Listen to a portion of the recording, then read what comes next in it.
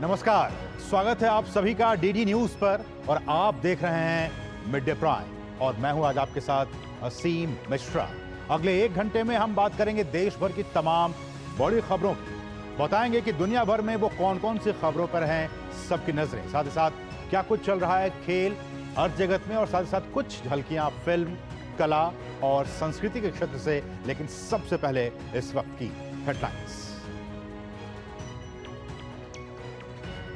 अयोध्या के राम मंदिर में सूर्य किरणों में श्री राम लला का हुआ सूर्याभिषेक। राम नवमी पर अयोध्या में दिखा भव्य नजारा, लाखों की तादाद में श्रद्धालु कर रहे हैं दर्शन।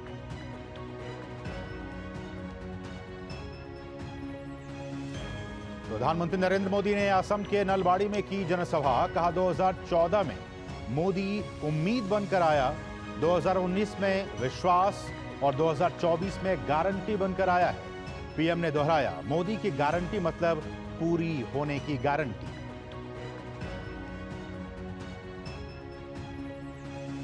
चुनाव से पहले एक साथ दिखे राहुल और अखिलेश, कहा पूरे देश में चल रही है बदलाव की बयार।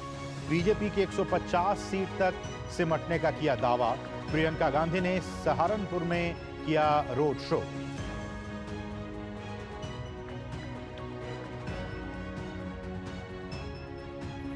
लोकसभा चुनाव के पहले चरण के लिए आज थमेगा चुनावी शोर। प्रचार के अंतिम दिन राजनीतिक दलों ने लगाया जोर। 19 अप्रैल को 12 राज्यों में होगी वोटिंग।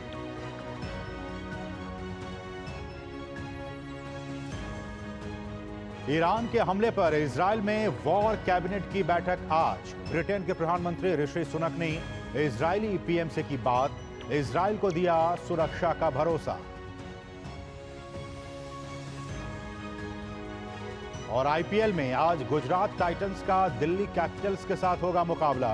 गुजरात के home ground Narendra Modi stadium में खेला जाएगा ये मैच।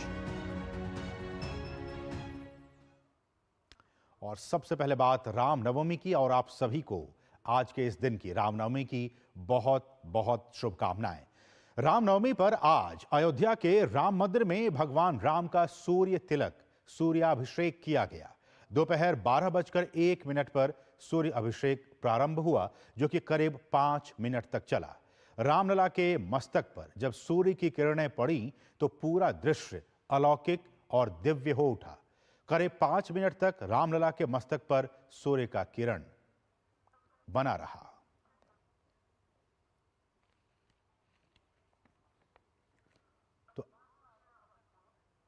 तो ये तस्वीरें आप देखिए उस वक्त की जब रामलला के मस्तक पर सूर्याभिषेक किया गया। तो ये बहुत ही दिव्य और अलौकिक दृश्य, प्रभु श्री रामलला के मस्तक पर सूर्याभिषेक। और ये शुभ मुहूर्त आज 12:01 पर, और इस अद्भुत और अलौकिक दृश्य को देखने के लिए तमाम श्रद्धालु वहां पे पहुंचे हुए।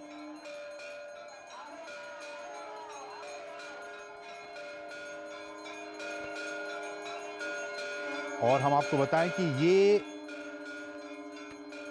विज्ञान और आध्यात्म का अद्भुत संगम। विज्ञान हम आपको बताएंगे कि किस तरह से ऑप्टो मैकेनिकल सिस्टम, इस विज्ञान की इस पद्धति का इसका प्रयोग किया गया, जिसका नाम है ऑप्टो मैकेनिकल सिस्टम। और इसके जरिए भगवान राम के मस्तक पर, रामलला के मस्तक पर सूर्य की किरणों का अभिषेक किया गया। तो ये ऑप्टो मैकेनिकल सिस्टम, सूर्य किरणों से रामलला का अभिषेक किया गया, आप तस्वीरों में देख सकते हैं। और हम आपको ये भी बता दें कि भगवान श्री राम सूर्यवंशी राजा थे, सूर्यवंश से संबंध रखते थे, और इसी कारण सूर्य तिलक करने की परंपरा रही है भगवान राम की। तो इसलिए आज भी शुभ मुहूर्त में भगवान श्री राम का सूर्य से अभिषेक किया गया। और इसमें विज्ञान का भी सहारा लेना पड़ा। विज्ञान और आध्यात्म का यह अद्भुत मिलन इस अवसर पर, इस मौके पर हम सभी ने देखा। भगवान राम का ये बाल स्वरूप, रामलला जिसे हम कहते हैं, उनका सूर्य तिलक 12:01 पर किया गया। और कहा गया कि सूर्य तिलक के दौरान 9 तरह के शुभ योग और कई ग्रहों का ऐसा संयोग बना जैसे कि आज से कई 100 साल पहले त्रेता युग में भगवान राम के जन्म के समय बना था। तो इस बात को आप समझिए कि जिस समय आज से कई साल पहले त्रेता युग में भगवान श्री राम का जब जन्म हुआ था, उस वक्त जो ग्रह की स्थितियां थीं, जो उनकी परिस्थितियां और स्थितियां थीं, जो संयोग था, वही संयोग आज सूर्य तिलक के दौरान 9 तरह के शुभ योग देखने को मिले और कई ग्रहों का संयोग हमें देखने को मिला, जैसा कि त्रेता युग में भगवान राम के जन्म के समय हुआ था। तो आप इन तस्वीरों में देख सकते हैं, भव्य आरती की गई, प्रभु भगवान राम के सूर्य से अभिषेक किया गया और ये वो दिव्य और भव्य रूप भगवान श्री राम का आज रामनवमी का दिन देश में, पूरे देश में आज लोग भक्ति और भावना में डूबे हुए हैं, पूजा पाठ कर रहे हैं, भगवान राम की प्रार्थना कर रहे हैं। और कहा जा रहा है कि आज के दिन इस सूर्य अभिषेक के दौरान रवि योग, गज केसरी योग, केदार योग, पारिजात, अमला, शुभ, सरल, काहल और वाशी योग बना। जिस बात का जिक्र मैं कर रहा था कि किस तरह से 9 तरह के शुभ योग बने हैं, तो वो कौन से वो शुभ योग हैं 9 तरह के, वो हमने आपको बताया कि ये रवि योग बना, गज केसरी योग बना, केदार योग बना, पारिजात योग बना, अमला योग बना, शुभ योग बना, सरल योग बना, काहल योग बना और वाशी योग बना। और इन शुभ 9 योगों के दौरान भगवान श्री राम का सूर्याभिषेक किया गया, यानी कि प्रभु श्री राम का सूर्य तिलक 9 शुभ योग में हुआ। रामनवमी पर कहा जाता है कि इस दिन रामचरितमानस का पाठ करना काफ़ी शुभ होता है, हनुमान चालीसा का पाठ करना काफ़ी शुभ होता है और उसमें भी सुंदरकांड, राम रक्षा स्रोत, आदित्य हृदय स्रोत, इन तमाम स्रोतों का पाठ करना काफ़ी मंगलकारी होता है घर, परिवार, समाज और देश के लिए। तो आज न सिर्फ अयोध्या में बल्कि पूरे देश में आज ये अद्भुत संयोग और हर कोई अपने अपने तरीके से प्रभु श्री राम को आज याद कर रहा है।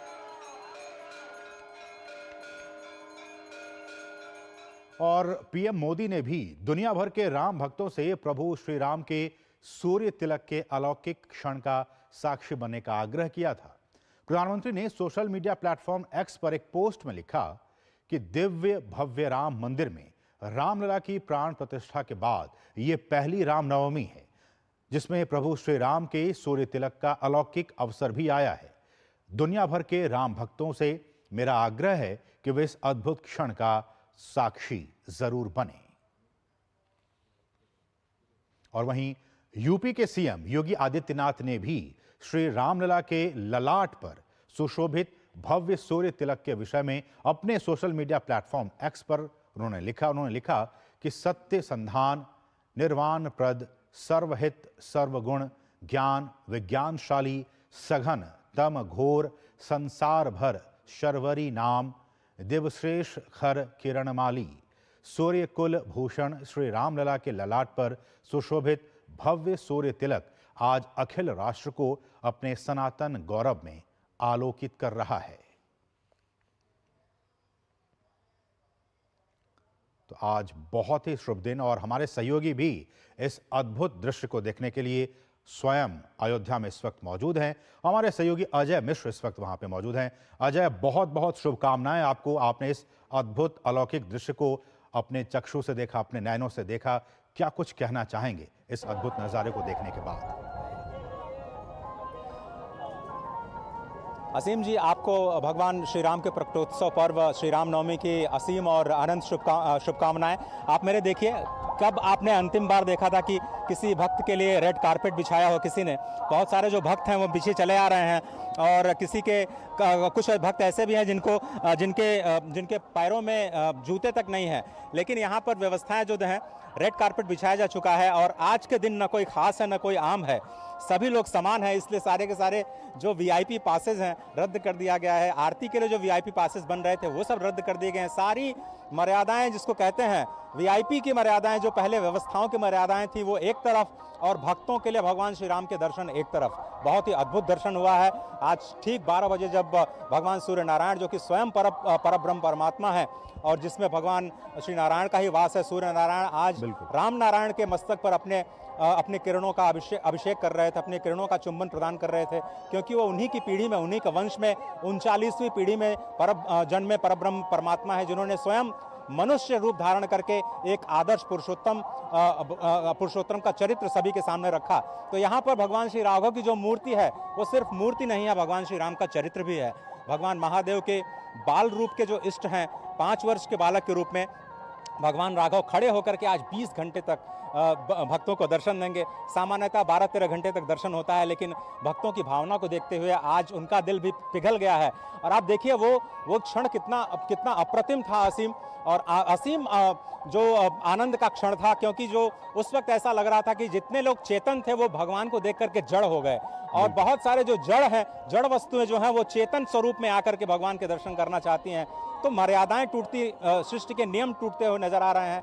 भगवान श्री राम अयोध्या में पधारे हैं, और आप सोचिए भगवान, ये अयोध्या धाम की महत्ता सोचिए, जो जिसको धरती का वैकुंठ कहा जाता है, असीम, उसमें कितनी शक्ति है कि वो परब्रह्म परमात्मा को कर्षित कर लेती है। आप मेरे पीछे देखिए कि जन्मभूमि तीर्थ, जहाँ पर आपके हार्दिक स्वागत और अभिनंदन के जो तस्वीरें हैं, हनुमान जी वहाँ पर करतल ध्वनि से भगवान श्री राम का कीर्तन कर रहे हैं, माँ शबरी भगवान की आराधना कर रही हैं लक्ष्मण के साथ में। और यही जो तस्वीरें हैं भगवान की दीन दयालुता का, क्योंकि भय प्रगट कृपाला दीन दयाला, पहला ही शब्द जो प्रयोग किया गया है तुलसीदास जी के द्वारा, वो है दीन दयाले, यानी भगवान दीनों के दयालु हैं। और जब मेरे पीछे आप तो ये इस तरह की ध्वनियां हमेशा सुनते ही रहेंगे, लेकिन जब भगवान श्री राम अयोध्या में आए विजय प्राप्त करके असीम रावण पे, तो वो अयोध्या वासियों को एक साथ मिले, अमिट रूप में मिले, अनंत रूप में मिले। ऐसा लगता है आज भी अयोध्या में वो अनंत रूप में लोगों से मिल रहे हैं, उनके गले मिल रहे हैं, उनके हृदय में प्रकट हो रहे हैं। भगवान सबके हैं, और इसलिए सबको अत्यधिक आनंद की इस वक्त अनुभूति हो रही है। ऐसा आनंद वाकई किसी में नहीं देखा। भैया आप कहना चाहेंगे? जी सर, जय श्री राम। हम आए हैं यहाँ पे दर्शन करने, हमें बहुत खुशी है। हाँ। और यहाँ का नज़ारा देख के हम लोग बहुत खुश हैं, उत्साहित हो गए हैं। दर्शन मिला कि नहीं आपको? बस जा रहे हैं दर्शन करने के लिए, तुरंत जा रहे हैं। अभी बाहर की एंट्री हम लोग की। चलिए, यही एक एंट्री है, और यही मैं कह रहा हूँ असीम की यहाँ पर कोई आम और खास नहीं है, सभी को सिर्फ और सिर्फ इसी मार्ग से जाना है, और इसी मार्ग से जाकर के भगवान राघव के दर्शन करने हैं। अभी केवल गर्भगृह का निर्माण हुआ है। भैया आप कहाँ से आए हैं? गोपालपुर से। अच्छा, तो आप बताइए, आप भैया आप कुछ कहना चाहेंगे राम जी के? जी, हम राम लला के दर्शन करने आए हैं और बहुत खुश हैं, बहुत उत्साहित हैं। जय श्री राम। तो ये भगवान राघव हैं ही ऐसे कि वो बाल रूप में सभी को दर्शन देते हैं, और भगवान राघव की जो खड़े होकर के दर्शन दे रहे हैं असीम, उनके नीचे अगर आप देखेंगे तो स्वर्ण सिंहासन पर भगवान राम, लक्ष्मण, भरत और शत्रुघ्न जो चारों स्वरूप में दर्शन दे रहे हैं। और चतुर्व्यूह अवतार जो भगवान का हुआ है वो बहुत ही मनमोहक है, और स्वयं भगवान शालिग्राम के रूप में प्राण प्रतिष्ठित होते हुए आप सभी को दर्शन दे रहे हैं। तो बहुत ही अद्भुत क्षण है, और हम सभी लोगों का सौभाग्य है कि इस अद्भुत क्षण के हम इस वक्त साक्षी बन रहे हैं। बिल्कुल अजर, ऐसे में हम जानते हैं कि इस प्राण प्रतिष्ठा के बाद से ये पहली रामनवमी है अयोध्या की, और हम देख सकते हैं भक्तों में कितना उत्साह है। प्रधानमंत्री ने भी आग्रह किया है तमाम राम भक्तों से, तमाम देशवासियों से, कि आज जिस तरह से सूर्याभिषेक किया गया उसके साक्षी बनने के लिए मुझे लगता है कि लाखों करोड़ों लोगों ने आज इस क्षण का, इस अलौकिक क्षण का जरूर दिव्य दर्शन किए होंगे। आपने बिल्कुल 22 तारीख की याद दिला दी, और मुझे याद आता है जो ट्रस्ट है उन्होंने कहा था कि हमें केवल 70 से 80 हज़ार लोगों के दर्शन की व्यवस्था की है शुरुआत में, जैसे ही इसका इनॉग्रेशन किया गया था। लेकिन उस दिन ही वर्ल्ड रिकॉर्ड बना और 7.25 लाख लोगों ने 23 तारीख को जाकर के दर्शन किए। लेकिन आज मुझे लगता है कि असीम वो सारे रिकॉर्ड ध्वस्त होने जा रहे हैं। लाखों की संख्या में लोग आए हैं। आधिकारिक आंकड़ा शायद शाम तक और देर रात तक आएगा। मुझे नहीं लगता कि 25 लाख से कम लोग दर्शन करेंगे। यहाँ से आप सीधे देखिए, रेलवे स्टेशन यहाँ से आधे किलोमीटर की दूरी पर है। सीधे लोग केवल पैदल चल रहे हैं, कोई भी वाहनों की व्यवस्था नहीं की गई है। यहाँ तक कि जो स्थानीय लोग हैं वो भी अपने वाहनों से यहाँ पर आवाजाही नहीं कर सकते। ये पूरा का पूरा जो रास्ता है श्री राम जन्मभूमि से लेकर के लता मंगेशकर चौक तक, वो केवल और केवल पैदल यात्रियों के लिए, भक्तगणों के लिए आज विशेष तौर पर 3 दिनों का अवकाश रखा गया है, वाहनों के लिए, किसी भी वीआईपी के पास के लिए, और इसीलिए सभी को सुगमता महसूस हो रही है। और मैंने देखा बहुत सारे लोग व्हील चेयर्स के जरिए जो सुगम रास्ता पथ बनाया गया है उसका भी आनंद लेते हुए नजर आए। और सभी लोग एक ही स्वर में ये कह रहे हैं कि उनका जीवन धन्य हो गया, ऐसा उन्होंने कल्पना नहीं की थी। और सभी लोग अपनी अपनी छवियों को अपने अपने हृदय में बसाने के लिए उत्सुक नजर आ रहे हैं, चाहे वो सेल्फीज के जरिए हो, फोटोग्राफ्स के जरिए हो, लेकिन इस क्षण को अपने यादों को सजोना सभी लोग चाहते हैं। और मुझे लगता है कि अगले वर्ष की प्रतीक्षा में अभी से सब लोग जुट गए हैं कि फिर से वो सूर्य अभिषेक का जो लोग इस बार दर्शन नहीं कर पाए, अब उनको अनुभव हो गया है, शायद अगले वर्ष के लिए या फिर लगातार जब ये जो सूर्य तिलक का सूर्य अभिषेक का कार्यक्रम किया जाएगा तो जरूर प्रयास करेंगे लोग इस दिव्य और भव्य अवसर पर आकर के पुण्य का लाभ लेने का और यहाँ पे तीर्थ यात्रा का अपना जो जीवन है उसको सफल बनाने का। बिल्कुल अजय, एक और सवाल कि जिस तरह से हम आपके पीछे जो स्वर ध्वनियां हम तक पहुंच पा रही हैं, दिल्ली तक पहुंच पा रही है, स्टूडियो तक पहुंच पा रही है, वो बातें मंत्र मुग्ध कर देने वाली है। लेकिन जिस तरह से हमने आज इस पूरे कार्यक्रम को देखा, भक्तों की एक लंबी कतार लगी हुई है इस भगवान के दर्शन करने के लिए, और हम जानते हैं कि आज के दिन न सिर्फ अयोध्या में बल्कि पूरे देश में रामचरितमानस का पाठ किया जा रहा होगा, हनुमान चालीसा का पाठ किया जा रहा है। अयोध्या की गलियों का क्या कुछ हाल है? देखिए, अयोध्या की गलियों में कम से कम आपको 4000 मंदिर हैं जहां पर इस वक्त सुबह से ही कलश के द्वारा भगवान के अभिषेक का कार्यक्रम चल रहा है। सभी लोग पूरे 9 दिनों से, पिछले 9 दिनों से जब से नूतन वर्ष का प्रारंभ हुआ है, और आप जानते हैं कि हम सभी लोग सनातन धर्म में तपस्या के साथ इस नव वर्ष का स्वागत करते हैं और नवरात्रि के 9 दिनों तक नवधा भक्ति को अपने हृदय में बसा करके 9 दिनों तक माँ की आराधना करने के बाद भगवान श्री राम का दर्शन करते हैं।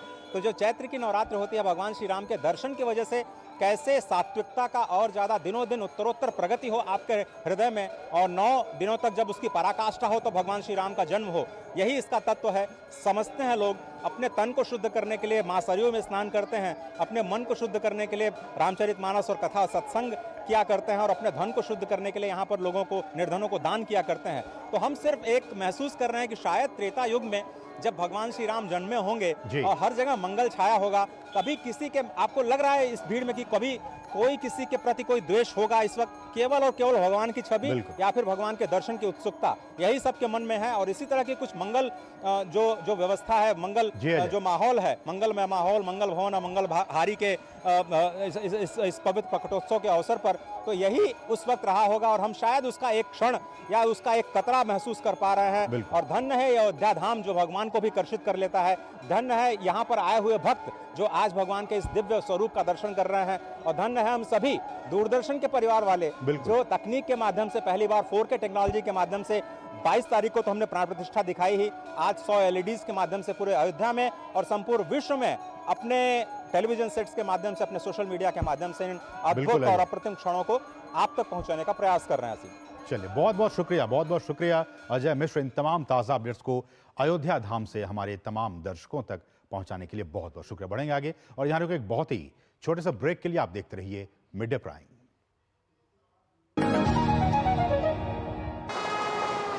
वेट हाँ ले फोटो, अपनी ही है, अपने ने ही बनाई और अपने ही वोटों से बनी है वंदे भारत। हाँ यार, किसने सोचा था हमारी ट्रेनों में रिवॉल्विंग सीट्स, विस्टा डोम्स होंगे, एयरपोर्ट्स जैसे escalators, lounges, food court railway station पर होंगे, शहर शहर मेट्रो और अब तो बुलेट ट्रेन भी आ रही है। और फिर भी पता है मोदी जी क्या कहते हैं कि ये तो बस ट्रेलर है। लाइफ इजी बना दी मोदी जी ने, और अब हम उनकी जीत इजी बनाएंगे। वर्ल्ड क्लास फैसिलिटीज की गारंटी मोदी की, मोदी जी को वोट देने की गारंटी हमारी। कमल का बटन दबाएं, भाजपा को जिताएं। आपकी सुरक्षा है हमारे लिए बहुमूल्य, इसलिए जब भी लें LPG सिलेंडर जरूर कराएं प्री डिलीवरी जांच। आपकी सुरक्षा को और बेहतर सुनिश्चित करने के लिए हर घर में हो रही है रसोई गैस उपकरणों की सुरक्षा जांच। अगर सुरक्षा होस खराब हो तो तुरंत बदलवाएं। आपातकालीन स्थिति में कॉल करें 1906। स्वच्छ ईंधन का वादा, सुरक्षित रसोई का इरादा। बहाना नंबर 11, नींद पूरी करने का डे। बहाना नंबर 28, ट्रिप पर जाने का day. 39, binge watch all seasons. 65, घर की सफाई का डे। एक वोट ना डालने से क्या होगा? और सबसे बड़ा बहाना, isn't it a holiday today? Holiday? 101 बहाने हैं वोट ना डालने के, पर इस चुनाव के पर्व में एक ही रीजन काफी है वोट डालने का, वो है हमारी रिस्पॉन्सिबिलिटी देश और हमारे फ्यूचर के लिए।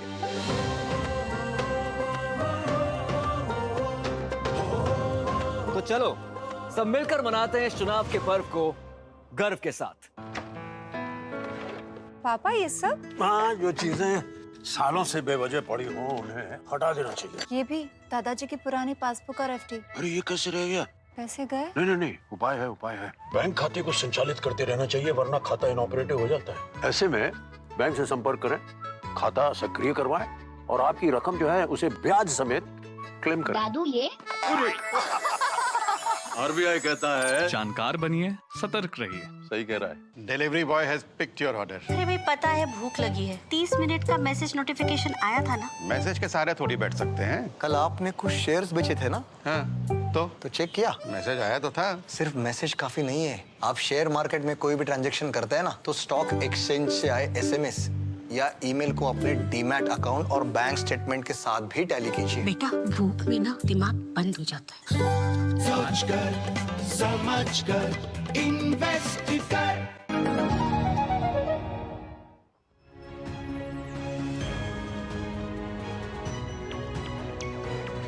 और ब्रेक बाद आपका फिर से स्वागत है। आप देख रहे हैं मिड डे प्राइम। बढ़ेंगे आगे खबरों में। प्रधानमंत्री नरेंद्र मोदी ने एक ट्वीट किया है और उन्होंने कहा है कि नलबाड़ी की सभा के बाद मुझे अयोध्या में रामलला के सूर्य तिलक के अद्भुत और अप्रतिम क्षण को देखने का सौभाग्य मिला। श्री राम जन्मभूमि का ये बहुप्रतीक्षित क्षण हर किसी के लिए परमानंद का क्षण है। ये सूर्य तिलक विकसित भारत के हर संकल्प को अपनी दिव्य ऊर्जा से इसी तरह प्रकाशित करेगा। तो प्रधानमंत्री ने ये ट्वीट किया कि किस तरह से ये विकसित भारत के संकल्प को और भी प्रकाशित करेगा और भी आगे बढ़ाने का काम करेगा और विकसित भारत के संकल्प को अपनी दिव्य ऊर्जा से इसी तरह से प्रकाशित करता रहेगा। तो प्रधानमंत्री ने कहा कि मुझे भी नलबाड़ी की सभा के बाद सूर्य तिलक, सूर्याभिषेक देखने का सौभाग्य प्राप्त हुआ है और उन्होंने कहा कि विकसित, और प्रधानमंत्री देखिए अपने हाथों में डिवाइस के जरिए बहुत ही नज़दीक से, काफ़ी पास से उस अद्भुत और अलौकिक क्षण को वो देख रहे हैं और ये तस्वीरें कैमरे में कैद हुई हैं। प्रधानमंत्री किस तरह से अपने सीने पर हाथ रखकर उस सूर्याभिषेक को प्रणाम करते हुए, आशीर्वाद प्राप्त करते हुए भगवान श्री राम का। और आज का दिन वाकई बहुत ही महत्वपूर्ण रामनवमी का दिन और आज प्रभु श्री रामलला के मस्तक पर, माथे पर जिस तरह से सूर्याभिषेक किया गया, सूर्य की किरणों का वहाँ पे एक प्रभाव हमने देखा और उसके बाद जो छवि निकलकर सामने आई प्रभु राम की, वो वाकई अद्भुत थी, अलौकिक थी, दिव्य थी और नव्य थी। तो आप इन तस्वीरों में देख सकते हैं प्रधानमंत्री अनन्य भक्त, हम सब के साथ साथ प्रधानमंत्री भी भगवान श्री राम के अनन्य भक्त हैं और आप इन तस्वीरों में देख सकते हैं प्रधानमंत्री खुद इन तस्वीरों के जरिए, इस वक्त वो असम में है, असम के नलबाड़ी में उन्होंने एक जनसभा को संबोधित किया और संबोधित करने के ठीक बाद वो इस अद्भुत क्षण के वो भी साक्षी बने। डिवाइस के जरिए, कंप्यूटर के जरिए, लैपटॉप के जरिए उन्होंने इस बहुत ही अद्भुत क्षण का लाइव प्रसारण देखा। आपने देखा इन तस्वीरों में कि किस तरह से उन्होंने देख रहे हैं और उन्होंने कहा कि विकसित भारत का जो हर संकल्प है उसको अपनी दिव्य ऊर्जा से इसी तरह से प्रकाशित करेगा। प्रधानमंत्री ने इस बात का जिक्र किया अपने ट्वीट में। उन्होंने कहा कि नलबाड़ी की सभा के बाद सूर्य जो है वो अयोध्या में रामलला के जो सूर्य तिलक है उसके अद्भुत और अप्रतिम दृश्य को हमने देखा, उसे महसूस किया और उसके बाद प्रधानमंत्री ने यह भी कहा कि जो हमारा जो संकल्प है विकसित भारत का, उसको और भी ऊर्जा प्रभु राम देंगे, इस बात की उन्होंने कामना की है। तो वाकई आज का दिन बहुत ही महत्वपूर्ण, प्रधानमंत्री श्री राम के भक्त, और उन्होंने इस अब से कुछ देर पहले ही ये ट्वीट किया। प्रधानमंत्री ने सूर्य तिलक के क्षण का आनंद लिया। इस वक्त प्रधानमंत्री असम में है, असम के नलबाड़ी में उन्होंने जनसभा को संबोधित किया और संबोधित करने के ठीक बाद हम जानते हैं कि 12:01 पर ये अद्भुत अलौकिक जो क्षण आया उसको हम सभी ने देखा अपने अपने टीवी चैनलों के जरिए। और आप देखिए ये बहुत ही महत्वपूर्ण और बहुत ही खास, हम सभी के लिए बहुत ही आनंद का विषय है कि प्रधानमंत्री दूरदर्शन समाचार, जो आपका अपना न्यूज़ चैनल है डीडी न्यूज़, उसके जरिए आप देख सकते हैं इन तस्वीरों में डीडी न्यूज़ ने भी जब इस पूरी तस्वीर को लाइव प्रसारित किया और उन्हीं तस्वीरों को यहाँ पर प्रधानमंत्री ने देखा। प्रधानमंत्री ने भी दूरदर्शन के जरिए उस विहंगम दृश्य को देखा और उसके बाद उन्होंने ट्वीट किया। अयोध्या में रामलला का सूर्य तिलक अब से कुछ देर पहले हुआ है। प्रधानमंत्री ने उन्हीं की तस्वीरों को ट्वीट करते हुए उन्होंने कहा कि किस तरह से विकसित भारत के हर संकल्प को अपनी दिव्य ऊर्जा से प्रभु राम हम साकार करने की दिशा में हम सबको एक समर्थ और हमें ऊर्जा प्रदान करेंगे। तो आज का दिन बहुत ही महत्वपूर्ण रामनवमी का दिन और अब से कुछ देर पहले 12:01 पर जब ये तमाम जो संयोग बने उस दौरान 12:01 पर सूर्याभिषेक किया गया, प्रभु राम का सूर्य तिलक किया गया और इन तस्वीरों को प्रधानमंत्री ने भी देखा दूरदर्शन न्यूज़ के जरिए, दूरदर्शन के जरिए, चूंकि दूरदर्शन समाचार भी इस पूरे अद्भुत दृश्य को लाइव प्रसारित कर रहा था और उन्हीं दृश्य को प्रधानमंत्री ने देखा अपने लैपटॉप के जरिए, अपने कंप्यूटर डिवाइस के जरिए और उसके बाद उन्होंने ट्वीट किया कि विकसित भारत के हर संकल्प को अपने दिव्य ऊर्जा से इसी तरह से प्रकाशित करेगा। तो ये बहुत ही महत्वपूर्ण ये तस्वीरें।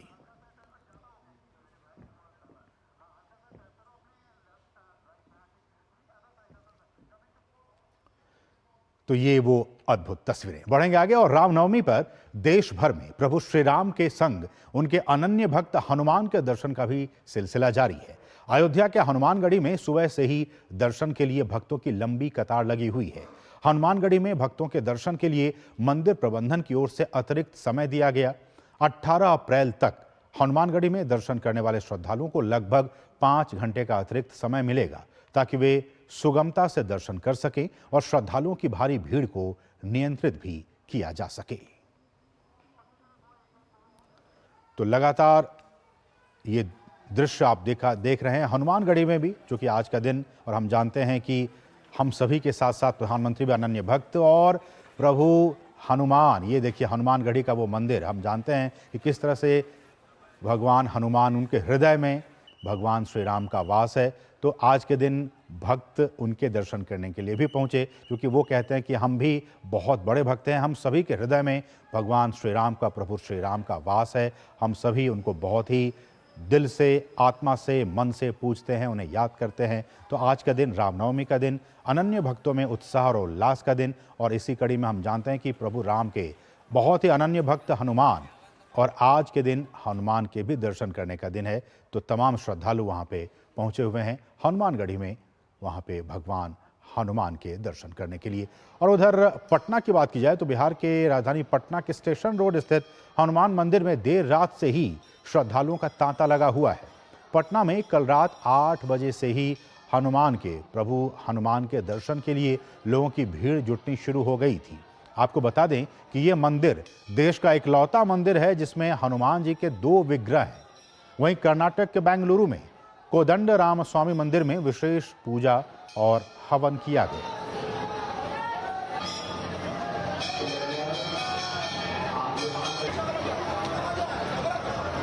तो हमने कहा कि ये बहुत ही अद्भुत ये दृश्य और बिहार की राजधानी पटना में स्टेशन रोड के पास जो हनुमान मंदिर है वहाँ पे भगवान हनुमान के 2 विग्रह रूप हैं, इसलिए भी इनकी खास मान्यता हो जाती है। दूर दूर से यहाँ पे लोग आते हैं भगवान हनुमान के दर्शन करने के लिए। आप इन तस्वीरों में आपने देखा कि वो तमाम भक्त यहाँ पे जुटे हुए हैं, उनकी पूजा अर्चना कर रहे हैं। देर रात से ही, हमने कहा कि रात 8 बजे से ही जो भक्तों की भीड़ है वहाँ पे जुटी और उन्होंने पूजा अर्चना किया। तो ये तो हुई बात बिहार की, लेकिन पश्चिम बंगाल में भी रामनवमी की धूम है। पश्चिम बंगाल के हावड़ा में लिलुआ के महावीर चौक हनुमान मंदिर से सरकारी क्वार्टर के बजरंगबली मंदिर तक शोभा यात्रा निकाली गई। इस दौरान टीएमसी नेता प्रसून बैनर्जी, सायोनी घोष और अन्य नेताओं समेत हजारों लोगों की मौजूदगी रही। शोभा यात्रा में शामिल लोग महावीरी झंडे के साथ शोभा यात्रा में भक्ति भाव से शामिल हुए। तो पश्चिम बंगाल में भी रामनवमी की काफी धूम है, आप देख सकते हैं इन तस्वीरों में। और वहीं दुर्गापुर में रामनवमी के मौके पर शोभा यात्रा निकाली गई। भाजपा नेता और वर्धमान दुर्गापुर निर्वाचन क्षेत्र से भाजपा के उम्मीदवार दिलीप घोष क्षेत्र में रामनवमी की शोभा यात्रा में शामिल हुए। इस दौरान सुरक्षा के पुख्ता इंतजाम किए गए और सुरक्षा बल के जवान मुस्तैदी से तैनात रहे। शोभा यात्रा में शामिल होने के बाद बीजेपी नेता दिलीप घोष ने कहा कि राम को लेकर विपक्षी दल केवल राजनीति कर रहे हैं, राम से उनका कोई लेना देना नहीं है। সারা দুনিয়া অচল, যারা বলছে তারাও রামের কৃপায় করে খাচ্ছে। রামের বিরোধিতা করলে সে চলবে না, কোথাও চলবে না দুনিয়াতে। দেখে নিন কোনো পার্টি, কোনো সরকার, কোনো ব্যক্তি যে রামের বিরোধিতা করে তার কি অবস্থা হবে। দেওয়াল সব ব্যাপারে এখানে ক্রিটিসাইজ করে, আগেও হয়েছে। রাম মন্দির করতে দেবো না, রামশিলা পূজন করতে দেবো না, রামনবমী শোভাযাত্রা বার করতে দেবো না, যারা বলেছে তারা কোথায় আছে? সারা জায়গায় হচ্ছে রামনবমী মিছিল, শোভাযাত্রা চলবে। যারা অবুঝ থাকে, অনেক লোক রামের বিরুদ্ধে লড়াই করতে এসছে, তারা উদ্ধার হয়ে গেছে রামের হাতে, এদেরও তাই হবে। और रामनवमी पर पश्चिम बंगाल में प्रशासन के प्रतिबंधों को लेकर भाजपा की नेता अग्निमित्रा पॉल ने ममता सरकार पर जमकर हमला बोला है। उन्होंने कहा कि रामनवमी पर ढेर सारे प्रतिबंध लादे जा रहे हैं, जिससे कि बीजेपी बर्दाश्त नहीं करेगी। उन्होंने ममता सरकार पर तुष्टीकरण करने का आरोप लगाया। कल देखे हैं कि खड़गपुर में जो आईसी है, पुलिस है, वो आज रामनवमी का जो अखाड़ा निकलेगा शाम को, उसके ऊपर कितना दबाव दे रहे। आज ये नहीं कर पाएगा, लाठी छखेला नहीं दिखा पाएगा, डीजे नहीं बजा पाएगा, टाइम का एक शेड्यूल कर दिया, इसका आगे आप टाइम बढ़ा नहीं पाएंगे, इतना सारा गाड़ी, 4 गाड़ी के ज़्यादा आप नहीं ले पाएंगे। मुहर्रम का टाइम में तो इतना नियम हम लोग नहीं देखते हैं, लेकिन रामनवमी का टाइम में देखते हैं, दुर्गा पूजा का टाइम में देखते हैं। ये हम लोग बर्दाश्त नहीं करेंगे। और ये हो रहा है ये पश्चिम बंगाल में, क्योंकि आज मुख्यमंत्री ममता बनर्जी बोलते हैं हिंदू है, लेकिन वो हिंदू विरोधी है और हिंदू विरोधी सरकार है। सिर्फ वोट बैंक का राजनीति वो करते हैं। हम लोग चाहते हैं कि सब धर्मों को समान जो अधिकार है वो दिया जाए। तो बीजेपी का टीएमसी पर वोट बैंक की राजनीति करने का आरोप आपने देखा। बढ़ेंगे आगे, रुकेंगे एक बहुत ही छोटे से ब्रेक के लिए। आप देखते रहिए मिड डे प्राइम।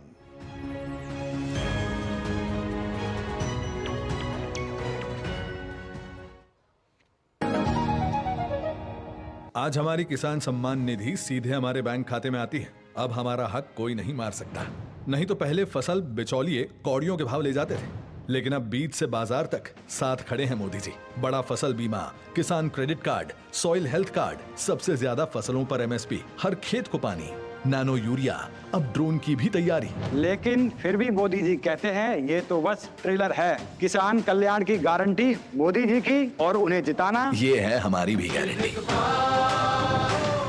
कमल का बटन दबाएं, भाजपा को जिताएं। तुम्हें पता है इन्वेस्टर्स के लिए एक इन्वेस्टर प्रोटेक्शन फंड होता है, IPF। लेकिन अगर तुम्हारा ट्रेड एक्सचेंज पर एग्जीक्यूट नहीं हुआ या फिर कोई गारंटीड रिटर्न्स वाली स्कीम है, तो ये IPF आपकी मदद नहीं कर सकता है। और अगर आपका ब्रोकर ही डिफॉल्टर बन जाए तो फिर IPF आपको कॉम्पेंसेशन दिला सकता है। कहाँ से सीखा? NSE की साइट पर। सोचकर समझकर इन्वेस्ट कर।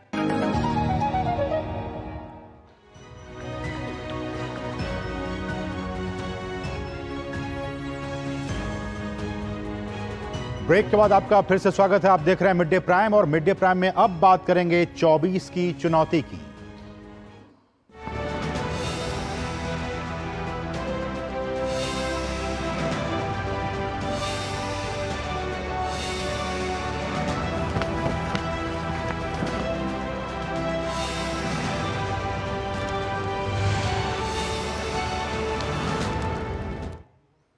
पीएम मोदी ने असम के नलबाड़ी में विशाल जनसभा को आज संबोधित किया।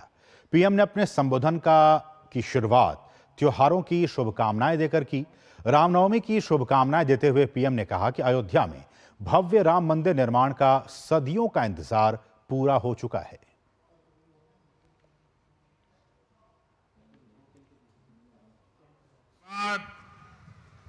आखिर भगवान राम अपने भव्य मंदिर में विराजमान हुए हैं। आज देश सदियों की साधना की, पीढ़ियों के बलिदान की सिद्धि को सेलिब्रेट कर रहा है। प्रधानमंत्री ने 4 जून को 400 पार का विश्वास जताते हुए कहा कि सरकार की जन कल्याणकारी योजनाओं का लाभ सब तक पहुंच रहा है। पीएम ने कहा कि एनडीए की योजनाओं में किसी के साथ भी भेदभाव नहीं होता है। बीजेपी वो पार्टी है जो सबका साथ, सबका विकास के मंत्र पर चलती है। एनडीए सरकार की योजनाओं में कोई भेदभाव नहीं होता। उनका लाभ हर किसी को मिलता है। अब एनडीए ने ठाना है कि देश के हर नागरिक तक पहुंचकर जिस सुविधा का वो पात्र है, वो सुविधा उसे दी जाएगी। आप मुझे बताइए, एनडीए सरकार की योजनाओं में आपको कहीं पर भी भेदभाव का सामना करना पड़ा है? भेदभाव का सामना करना पड़ा है? भेदभाव का सामना करना पड़ा है? तो प्रधानमंत्री ने साफ तौर पर कहा कि जितनी भी योजनाएं हैं वो सब तक पहुंच रही हैं और इसमें किसी के साथ कोई भेदभाव नहीं किया जाता। और इसी दौरान प्रधानमंत्री ने कांग्रेस पार्टी पर भी जमकर निशाना साधा। आइए सुनाते हैं आपको। कांग्रेस पार्टी ने सियासी फायदों के लिए इस क्षेत्र को अपने में पंजे में फंसा कर रखा था। कांग्रेस के पंजे ने पूर्वोत्तर को इसलिए जकड़ रखा था ताकि उनके लिए भ्रष्टाचार और लूट के दरवाजे खुले रहें। अब ये पंजा खुल गया है तो असम में सबका साथ, सबका विकास का मंत्र लागू हुआ है। और लोकसभा चुनाव के पहले चरण के लिए 19 अप्रैल को होने वाले मतदान के लिए चुनाव प्रचार आज शाम थम जाएगा। पहले चरण में 21 राज्यों की 102 लोकसभा सीटों के लिए 19 अप्रैल को वोट डाले जाएंगे। चुनाव आयोग की गाइडलाइंस के मुताबिक पहले चरण में जिन सीटों पर मतदान होने हैं वहां चुनाव प्रचार 48 घंटे पहले शाम 4 बजे से 6 बजे के बीच अलग अलग समय पर समाप्त हो जाएगा। आज शाम से सार्वजनिक सभा या जुलूस जैसे कई कार्यक्रमों पर रोक लग जाएगी। पहले चरण में जिन 21 राज्यों में वोट डाले जाएंगे उनमें बिहार, उत्तर प्रदेश, मध्य प्रदेश, उत्तराखंड, पश्चिम बंगाल, छत्तीसगढ़ राज्य की सीटें शामिल हैं। और लोकसभा चुनाव को लेकर गहमागहमी के बीच पहले चरण के मतदान को लेकर तैयारियां अंतिम दौर में है। पहले चरण का मतदान 19 अप्रैल को होना है और पहले चरण में देश के 21 राज्यों में 102 लोकसभा सीटों पर वोटिंग होगी। चुनाव को लेकर सुरक्षा के पुख्ता इंतजाम किए जा रहे हैं। उत्तराखंड की सभी 5 लोकसभा सीटों पर पहले चरण में ही चुनाव होना है। उत्तराखंड के डीजीपी अभिनव कुमार ने बताया है कि सभी 5 लोकसभा सीटों पर 19 अप्रैल को मतदान होगा। पुलिस विभाग ने पूरी तैयारी कर ली है। उत्तराखंड में 11,729 मतदान केंद्र बनाए गए हैं, जिनमें से 1100 से अधिक केंद्रों को अति संवेदनशील की श्रेणी में रखा गया है, बाकियों को सामान्य श्रेणी में रखा गया है। मतदान प्रक्रिया को संपन्न कराने के लिए कुल 46,000 पुलिसकर्मी तैनात किए जाएंगे। इस चुनाव के लिए जो भी माननीय चुनाव आयोग के समय समय पर निर्देश आए थे और जो मॉडल कोड ऑफ कंडक्ट है उसके हिसाब से पुलिस विभाग ने पूरी तैयारी की है। हमारे राज्य में 5 लोकसभा सीटों पे एक साथ जो चुनाव होना है उसमें 11,000 से अधिक, लगभग 11,729 टोटल पोलिंग बूथ हैं, पोलिंग स्टेशन अब उनको कहा जाता है। और उसमें हमारे लगभग 1100 से अधिक संख्या के जो पोलिंग स्टेशन हैं वो अति संवेदनशील की कैटेगरी में रखे गए हैं। चुनाव आयोग के मानक हैं उसके हिसाब से हमने केंद्रीय पुलिस बल और होमगार्ड, पीआरडी और हमारा जो नॉर्मल पुलिस फोर्स है उसकी भी तैनाती की गई है। और मध्य प्रदेश के सीधी जिले में पहले चरण के मतदान से पहले सुरक्षा कर्मियों ने फ्लैग मार्च निकाला। सीधी के एसपी रविंद्र वर्मा ने बताया कि चुनाव की सारी तैयारियां लगभग पूरी की जा चुकी है। बाहर से फोर्स जो मिलने वाला है, जो कि पोलिंग बूथ और अन्य ड्यूटियों में लगाया जाएगा, वो भी हम लोगों को प्राप्त हो चुका है। लगभग 2500 के लगभग पुलिसकर्मी है जो कि पोलिंग बूथ और अन्य ड्यूटियों में तैनात रहेंगे, और बाकी के सभी जो नाके हैं और एफएसटी है वो भी टीम सक्रिय है। लगातार सीजर की कार्रवाई की जा रही है और लगभग सभी तैयारियां पूर्ण की जा चुकी हैं। लोकसभा चुनाव के पहले चरण के मतदान के लिए जो चुनाव प्रचार का शोर है, जैसे कि हमने आपको बताया कि वो आज शाम थम जाएगा, क्योंकि पहले चरण का जो चुनाव है वो 19 अप्रैल को होना है, इसलिए आज शाम चुनाव प्रचार का शोर थम जाएगा। 19 अप्रैल को 21 राज्यों की 102 सीटों पर वोट डाले जाएंगे। तमिलनाडु की सभी 39 सीटों पर भी पहले चरण में ही मतदान होना है। प्रचार के आखिरी दिन तमिलनाडु में सभी सियासी दल पूरे दमखम के साथ चुनाव प्रचार में जुटे हुए हैं। राज्य में इस बार त्रिकोणीय मुकाबला है। एनडीए, इंडी गठबंधन और एआईएडीएमके सभी ने चुनाव प्रचार में पूरा जोर लगा रखा है।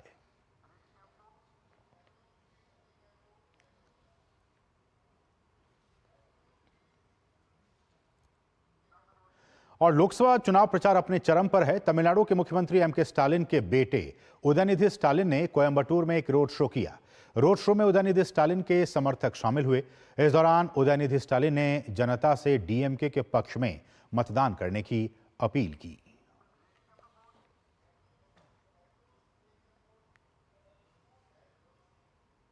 और वहीं केरल की त्रिशूर लोकसभा सीट से मलयालम फिल्मों के सुपरस्टार सुरेश गोपी को बीजेपी ने अपना उम्मीदवार बनाया है। प्रधानमंत्री मोदी ने सुरेश गोपी के समर्थन में एक बड़ी रैली त्रिशूर में की है। सुरेश गोपी का जादू, जो मैजिक है, वो त्रिशूर की जनता पर किस हद तक चलेगा, इसको लेकर डीडी न्यूज ने उनके साथ ये खास बातचीत की है। आइए आपको हम सुनाते हैं। मलयालम फिल्मों के सुपरस्टार सुरेश गोपी जी इस समय हमारे साथ हैं और सुरेश गोपी जी त्रिशूर लोकसभा क्षेत्र से भारतीय जनता पार्टी के उम्मीदवार लगातार कैंपेन कर रहे हैं। सर, इस बार मुकाबला कितना आसान और कितना कठिन है आपके लिए? आसान और कठिन ये विषय का नहीं, काम तो करना है। इलेक्शन कैंपेन काम तो ठीक से करना चाहिए। वो कठिन या आसान हो ये विषय प्रसक्त नहीं है। मैं काम कर रहा हूँ। पिछले बार 2019 में जो आगे बढ़ने की संभावना थी वो अब ठीक तरीके से बड़ा हुआ है। 2014 का इलेक्शन देखें, 2019 का इलेक्शन देखें, भारतीय जनता पार्टी को केरल में उतनी सफलता नहीं मिली, हालांकि वोट परसेंटेज बढ़ा। तो इस बार किस तरह के इश्यूज हैं आपके, और जब आप जनता के बीच में जा रहे हैं तो किस तरह का फीडबैक आपको मिलता है? That is what I said.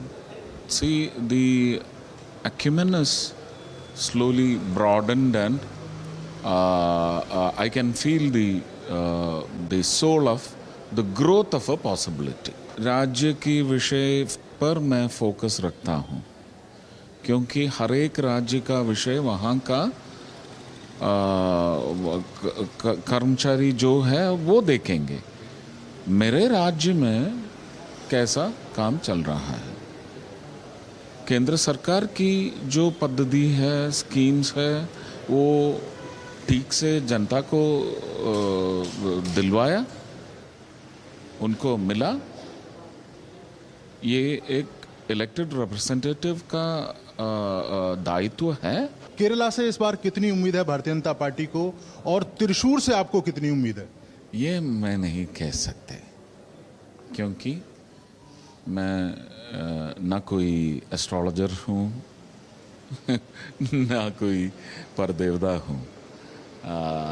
मैं इतना बोल सकता हूँ कि the pulse that we get from the people prompts to me that the success will be huge and the numbers also will cross 1. Thrissur के लोगों के लिए कुछ बोलना चाहेंगे? किन इश्यूज को लेकर आप जा रहे हैं? जरूर। इस बार त्रिशूर के लोगों को केरल के लिए ज़रा सोचना पड़ेगा। अगर वो मुझे उम्मीदवार मुझे चुन लिया तो मैं सारे केरल के लिए काम करने वाला हूँ।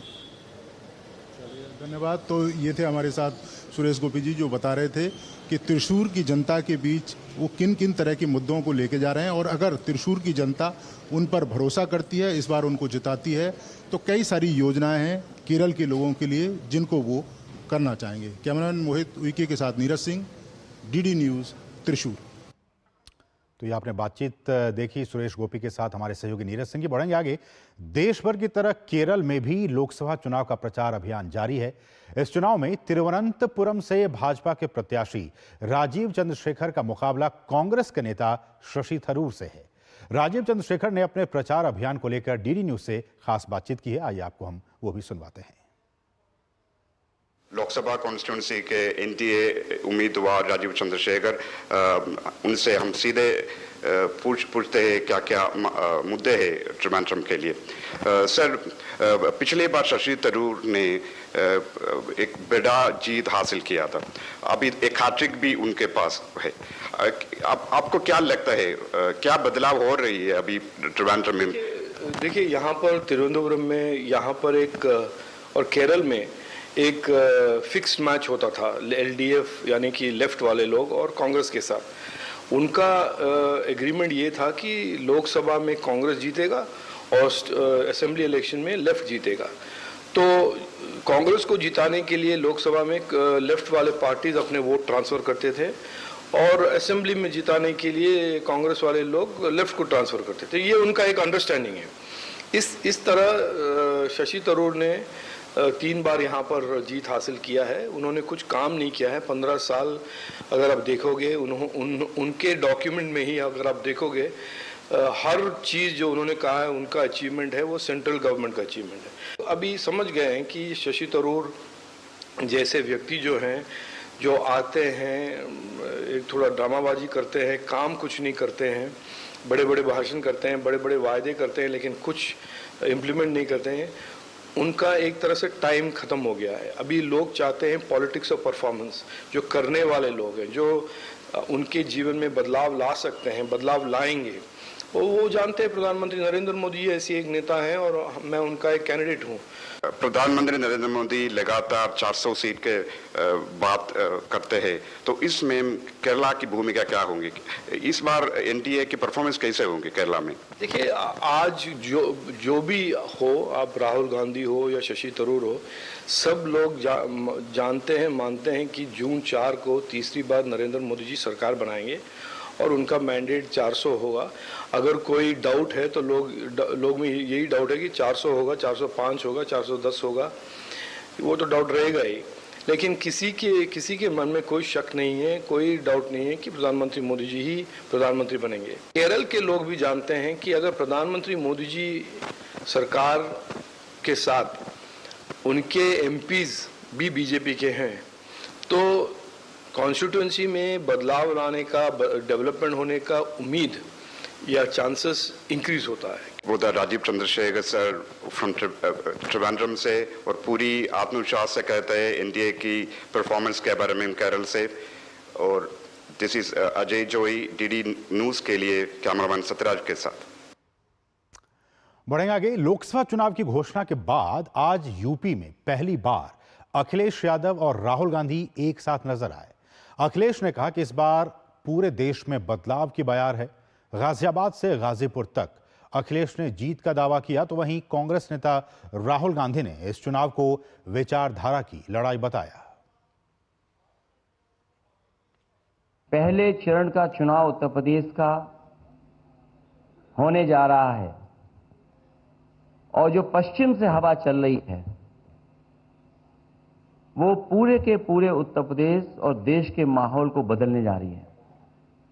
आज गाजियाबाद में बैठे हैं। इस बार भारतीय जनता पार्टी को गाजियाबाद से लेकर के गाजीपुर तक इंडिया गठबंधन सफाया करने का काम करेगा। आज किसान दुखी है। तमाम जो वादे किए थे भारतीय जनता पार्टी की, हर बात झूठी निकली। चुनाव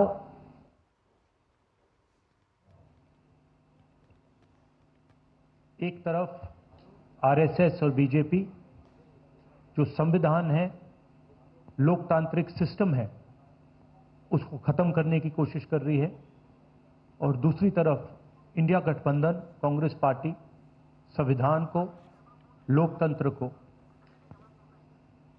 डिफेंड करने की कोशिश कर रही है, उसकी रक्षा कर रही है। चुनाव में 2-3 बड़े मुद्दे हैं। सबसे बड़ा बेरोजगारी, दूसरे नंबर पर महंगाई, भागीदारी। मगर बीजेपी 24 घंटा डिस्ट्रैक्शन करने में लगी रहती है। और यूपी के सहारनपुर में कांग्रेस नेता प्रियंका गांधी ने सहारनपुर से कांग्रेस प्रत्याशी इमरान मसूद के समर्थन में रोड शो किया। रोड शो में बड़ी तादाद में शामिल कांग्रेस समर्थक कार्यकर्ताओं ने फूलों से उनका स्वागत किया। सहारनपुर में लोकसभा चुनाव के पहले फेज में 19 अप्रैल को मतदान होना है।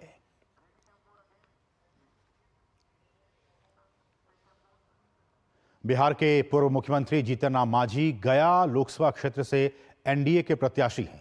मांझी को आरजेडी प्रत्याशी बिहार सरकार के पूर्व मंत्री कुमार सर्वजीत से कड़ी चुनौती मिल रही है। क्या है गया चुनावी क्षेत्र का नजारा और क्या मांझी की नैया मझधार में फंसी है? इन्हीं सब मुद्दों पर हमारे सहयोगी राजेश राज ने मांझी से गया में एक्सक्लूसिव बातचीत की है। आइए हम आपको सुनाते हैं। बिहार के पूर्व मुख्यमंत्री जीतन राम मांझी गया संसदीय निर्वाचन क्षेत्र से किस्मत आजमा रहे हैं और अभी हमारे साथ बातचीत के लिए मौजूद हैं। मांझी साहब, क्या सबसे बड़ा मुद्दा आपको गया में दिखाई पड़ रहा है? जो मुद्दा हमने मांगा कि भाई गया में जो फल्गु नदी है उसमें पानी रहे, हमारा जो बुद्ध स्थान है, वैष्णो स्थान है, वो कॉरिडोर बने, हमारा एरोड्रम है उसमें मालवाहक विमान गिरे, ये सारी बात तो उन्होंने प्रकारांतर से सारी समस्याओं का निदान करने के लिए, गया को आगे बढ़ाने के लिए एक भूमिका हम लोग के सामने रख दी। निश्चित है कि ये सारे काम होंगे। परिवारवाद का आरोप जो है एनडीए के लोग महागठबंधन पर लगाते हैं और महागठबंधन के लोग भी परिवारवाद का आरोप बीजेपी पर लगाते हैं, एनडीए पर लगाते हैं। मांझी जी कैसे काउंटर? देखिए, जो महागठबंधन के लोग हैं, घमंडिया गठबंधन के लोग हैं, उनको मुद्दा से कोई मतलब नहीं है। एक कभी परिवारवाद की बात तो कभी संविधान की बात, यही सब करेंगे जिसका जवाब माननीय प्रधानमंत्री जी ने दे दिया। उनके यहाँ परिवारवाद की सारी बातें हैं, वो समझते हैं कि अगर ऐसा हम कहेंगे तो दुनिया भूल जाएगी, लेकिन भारतीय जनता इतना बुद्धू नहीं है, सब राजनीतिक रूप में प्रौढ़ है। वो जानते हैं कि परिवारवाद का अगर एक ही नमूना है तो लालू प्रसाद जी का परिवार है, वरना और कोई परिवारवाद में अवसर नहीं है। एक अंतिम सवाल कि आरजेडी के लोग कहते हैं कि जीतन राम मांझी मुख्यमंत्री रहे और गया के लिए उन्होंने कुछ नहीं किया। इस बार मांझी की नाव मझधार में फंस गई है, करा टक्कर। दिन में एक पक्षी होता है जिसको सूझता नहीं है, तो इसमें सूर्य का दोष नहीं होता है। गया के विष्णुपद को राजकीय मेला किसने साबित किया? गया बोध गया दुमोहान से चेरकी तक की सड़क एकदम सड़कें नहीं थी उन लोगों के राज में, किसने बनाया? बोध गया से मोहनपुर का रोड एकदम गड़बड़ था, किसने बनाया? गया से परैया का रोड 7 वर्षों से उन लोगों के राज में आशा जो रहा था, किसने बनाया? इतना काम अगर सूझता उनको नहीं तो उनको ऑपरेशन करा लेना चाहिए। चलिए, बहुत शुक्रिया। जीतन राम मांझी जो बिहार के पूर्व मुख्यमंत्री हैं, उनका कहना है कि जितना काम हमने यहाँ पर किया है गया में, ये आरजेडी के लोग बेबुनियाद और निराधार आरोप लगा रहे हैं। अगर उन्हें दिखाई नहीं पड़ता तो इसमें हमारा कोई दोष नहीं है। कैमरामैन ललित के साथ गया बिहार से मैं राजेश राज, डीडी न्यूज के लिए। और बिहार से अब आपको ले चलते हैं सीधे पश्चिम की तरफ, राजस्थान की तरफ। राजस्थान के बीकानेर के सियासी रण में बीजेपी ने चौथी बार अर्जुन राम मेघवाल को चुनावी मैदान में उतारा है। बीते 15 साल में किए गए विकास कार्यों की बदौलत प्रचार कर चुनावी मैदान में ताल ठोक रहे भाजपा के प्रत्याशी अर्जुन राम मेघवाल से बात की हमारे सहयोगी ओपी यादव ने। राजस्थान के बीकानेर लोकसभा सीट पर केंद्रीय मंत्री अर्जुन मेघवाल बतौर भाजपा प्रत्याशी चुनावी मैदान में ताल ठोक रहे हैं। लगातार 3 बार हैट्रिक दर्ज करने के बाद ये चौथी बार फिर से चुनावी मैदान में है। सर, किस तरह चुनावी माहौल है? आपने लगातार 3 बार हैट्रिक जीत दर्ज की, चौथी बार भी बड़े जोश, जज्बे और उत्साह के साथ आप मैदान में हैं। देखिए, मैं करीब पूरे लोकसभा क्षेत्र में मैं जा चुका हूं, भ्रमण मेरा हो चुका है, कस्बों में भी जा चुका हूं और शहरों में भी, विशेष करके बीकानेर और हमारे नोखा शहरों में भी मेरा भ्रमण हो चुका है। मैं बहुत दावे के साथ कह रहा हूं कि इस बार बीकानेर संसदीय क्षेत्र से भारतीय जनता पार्टी बहुत बड़े अंतर से, मैं दोबारा रिपीट कर रहा हूं, बहुत बड़े अंतर से चुनाव जीत रही। मुख्य मुद्दे क्या थे सर? आपने विकास के कई काम करवाए, रेलवे स्टेशन का जीर्णोद्धार हो और भी तरह के पर्यटन की सुविधाएं बढ़ाना हो, संस्थागत विकास हो, लेकिन फिर भी कई मुद्दे ऐसे हैं जिनको आप सोचते हैं कि अगली बार मौका मिलेगा फिर करूंगा पूरा। देखिए, हर सेक्टर में काम हुआ है, तेजी से काम हुआ है। सेरेमिक हब बनाने वाला विषय और एक फर्टिलाइजर हब बनाने वाला विषय, उसमें काम की गति को हम इस जो प्रधानमंत्री मोदी जी का तीसरा कालखंड आएगा उसमें हम तेजी से बढ़ाएंगे, ऐसा मैं मानता हूं। आपने पिछली बार तकरीबन 7 लाख वोट जीत के, इस बार का आंकड़ा कितना लगता है आपको? देखिए, मैं फिर कह रहा हूं कि बीकानेर की जनता बहुत बड़े अंतर से भाजपा को जिता रही है। तो ये थे बीकानेर से भारतीय जनता पार्टी के लोकसभा प्रत्याशी अर्जुन राम मेघवाल, जिनका मानना कि बीते 3 कार्यकाल में किए गए विकास कार्य की बदौलत न केवल वो जनता के बीच जा रहे हैं, बल्कि भारी बहुमत से चौथी बार फिर से जीत को लेकर पूरी तरह आश्वस्त है। मेरे सहयोगी कैमरामैन गौरव गिरी के साथ OP Yadav, DD news, Bikaner. और यहाँ रुके एक और बहुत ही छोटे से ब्रेक के लिए, आप देखते रहिए डीडी न्यूज। तब घर में अगर कोई बीमार पड़ जाए ना, तो इलाज के लिए घर बिक जाता था, पीढ़ियां कर्ज में डूब जाती थी। और आज तो अस्पताल के खर्चे की फिक्र नहीं सताती। और याद है जब 60 साल में सिर्फ 7 एम्स बने थे, वहीं 10 साल में 16 नए बन गए। और फिर भी मोदी जी कहते हैं ये तो बस ट्रेलर है। करोड़ों लोगों को 5 लाख तक का मुफ्त इलाज मिला है। ये है मोदी की गारंटी। तो फिर हमने भी सोच लिया, फिर एक बार मोदी सरकार। और ये है हमारी भी गारंटी। कमल का बटन दबाएं, भाजपा को जिताएं।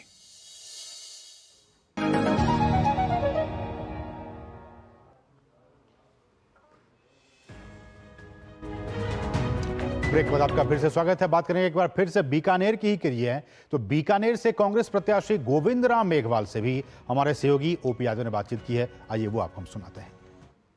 लोकसभा चुनाव की रणभेरी के बीच राजस्थान की बीकानेर सीट काफी चर्चित है। यहाँ पर कांग्रेस प्रत्याशी के तौर पे गोविंद राम मेघवाल चुनावी मैदान में ताल ठोक रहे हैं। आइए बात करते हैं, अभी आप प्रचार पे जा रहे हैं, आज अंतिम दिन है। वैसे सर, किस तरह का माहौल है? देखिए, बीकानेर के अंदर बीकानेर की जनता एक तरफ है और अर्जुन राम एक तरफ है, क्योंकि अर्जुन राम ने 15 साल के अंदर बीकानेर की जनता का ध्यान नहीं रखा। इस बात को लेकर जनता में भयंकर आक्रोश है। बीकानेर की समस्या को लेकर एक दिन भी संसद में नहीं बोले, एक भी गांव में नहीं गए, एक भी तहसील मुख्यालय पे नहीं गए। मात्र ये चुनाव में भी 10% गांव में घूमते हैं, 90% गांव में तो वोट मांगने नहीं जा रहे हैं। इसलिए इस बार ऐतिहासिक चुनाव होगा बीकानेर का। एक तरफा चुनाव चल रहा है कांग्रेस के पक्ष में, क्योंकि उसके खिलाफ एंटी कंबेसी है। इस बार बीकानेर की जनता अर्जुन राम को उखाड़ के फेंक देगी और कांग्रेस का परचम लहराएगा। यहाँ सर, चुनाव का मुख्य मुद्दा क्या है अगर बात करें विकास की? मुख्य मुद्दे ही मुद्दे हैं। आज देश के अंदर महंगाई का क्या हाल है, बेरोजगारी का क्या स्थिति है। आज अनूपगढ़ के रेल देने की बात की थी, बीकानेर में रेल चलाने की बात की थी, गांव-गांव में इसने जो है कोटा देने की घोषणाएं की हुई है, विकास के कामों की घोषणाएं की है और कहीं काम किया नहीं है। इसलिए जनता में भयंकर आक्रोश है। अगर सरकार बन गई तो सरकार की ताकत से काम कराएंगे, और अगर विपक्ष में गए तो हम विपक्ष होने के नाते जो है संसद में उस मुद्दों को उठाने का काम करेंगे। आप क्या कहेंगे? आप भी लगातार चुनावी प्रचार में इनके साथ घूम रहे हैं। देखो, 8 विधानसभाओं में कांग्रेस के प्रति माहौल है और किसान परेशान है, नौजवान अग्निवीर योजना से परेशान है, बेरोजगारी को लेकर परेशान है, किसान को फसल का दाम नहीं मिल रहा। एमएसपी की जो गारंटी इन्होंने ली, वो गारंटी कहाँ गई अभी तक? 10 साल इनको राज में रहते हुए हो गए और राहुल गांधी जी और हम लोग कह रहे हैं कि कांग्रेस की सरकार केंद्र में बनी तो एमएसपी की गारंटी दे रहे हैं। तो बीकानेर से कांग्रेस प्रत्याशी गोविंद राम मेघवाल, जिनका मानना कि बीकानेर में लोकसभा चुनाव के प्रचार के लिए वो न केवल जनता के बीच विकास के मुद्दे को लेकर जा रहे हैं, बल्कि जीत के लिए पूरी उम्मीद और आश्वस्त होकर जनता के मुद्दों को संसद में प्रतिनिधित्व करने के लिए तैयार भी हैं। मेरे सहयोगी कैमरामैन गौरव गिरी के साथ OP Yadav, DD news, Bikaner. और हमारे सहयोगी ओपी यादव इस वक्त लगातार बने हुए हैं, लाइव बने हुए हैं। ओपी, राजस्थान का रण आपने हमें बीकानेर से दिखाया, मेघवाल वर्सेस मेघवाल। क्या कुछ इस बार संकेत दे रहे हैं, वहां की जनता क्या कुछ कह रही है? कि देश की 19 लोकसभा सीटों की 19 राज्यों की 102 लोकसभा सीटों में राजस्थान की भी 12 लोकसभा सीटें हैं, जहां पे 19 तारीख को मतदान होना है। राज्य के जिला निर्वाचन अधिकारी और प्रदेश के मुख्य निर्वाचन अधिकारी सहित पूरा आला महकमा चुनावी तैयारियों में मशगूल है और राजनीतिक दल भी जो प्रचार करना था सभी ने तकरीबन सभी जगह अपना प्रचार कर लिया। इन सीटों पर प्रशासन जहां पूरी तरह मुस्तैद है, वहीं राजनीतिक दल भी अपने अपने प्रत्याशियों को जीत के उम्मीद के साथ अब जनता के संवाद के बाद अब मतदान के लिए पूरी तरह तैयार हो रहे हैं। यहाँ पर चुनाव की अगर बात करें तो ये राजस्थान का जो इलाका है इन दिनों काफी गर्मी हो जाती है और यही वजह है कि पहले चरण में राजस्थान की 12 सीटों को चिन्हित किया गया, जिनमें बीकानेर, अलवर 2 महत्वपूर्ण सीटें हैं जहां पर बड़े नेता चुनाव लड़ रहे हैं। बीकानेर से अर्जुन राम मेघवाल है तो अलवर से भाजपा के प्रत्याशी भूपेंद्र यादव है। इसके अलावा बहुत बहुत शुक्रिया ओपी, समय की कमी है, बहुत बहुत शुक्रिया इन तमाम अपडेट्स को हम तक पहुंचाने के लिए, बहुत बहुत शुक्रिया। बढ़ेंगे आगे और अब हम आपको दिखा रहे हैं वो दृश्य जब प्रधानमंत्री नरेंद्र मोदी ने डीडी न्यूज पर रामलला के सूर्याभिषेक के अलौकिक दर्शन किए। पीएम ने असम के नलबाड़ी में एक जनसभा के बाद डीडी न्यूज पर इस अद्भुत दृश्य का अवलोकन किया। पीएम ने इसे बेहद ही भावुक कर देने वाला पल बताया। पीएम ने कामना की कि ये सूर्य तिलक हमारे जीवन में शक्ति लाए और देश को नई ऊंचाइयों तक पहुंचाने के लिए हम सबको प्रेरित करे।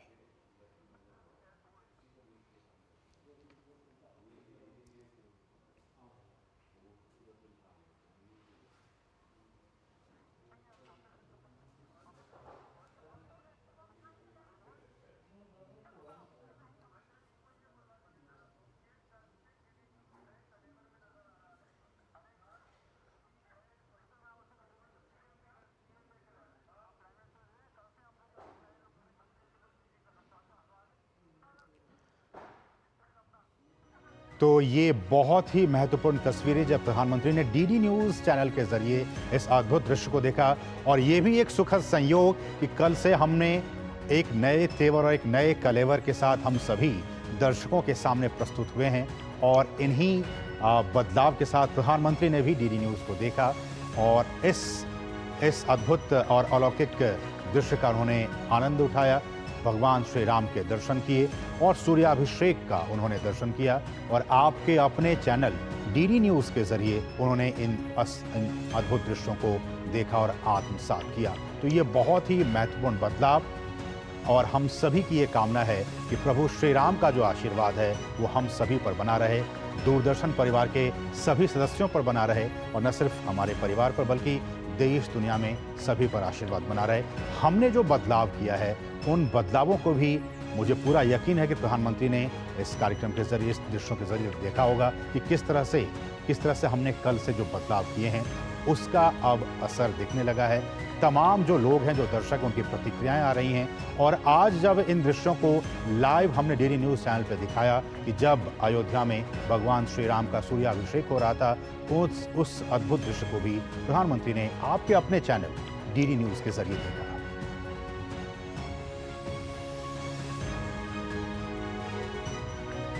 तो इन्हीं अद्भुत, अलौकिक और दिव्य दृश्यों के साथ मिड डे प्राइम के आज के इस अंक में बस इतना ही। मुझे और हमारी पूरी टीम को दीजिए अनुमति, लेकिन देश और दुनिया की तमाम बाकी खबरों को इस बदलते दुनिया में, इस बदलते सेट के साथ, डीडी न्यूज के इस बदलते रंग, तेवर और कलेवर के साथ आप हमारे साथ बने रहिए लगातार हर खबर के लिए। नमस्कार।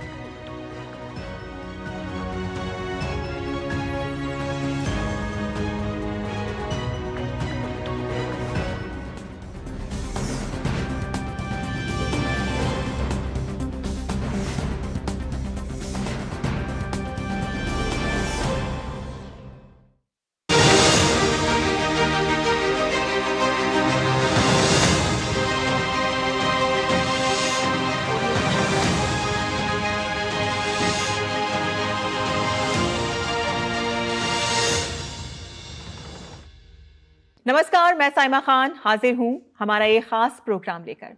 आज का हमारा ये शो दुनिया भर में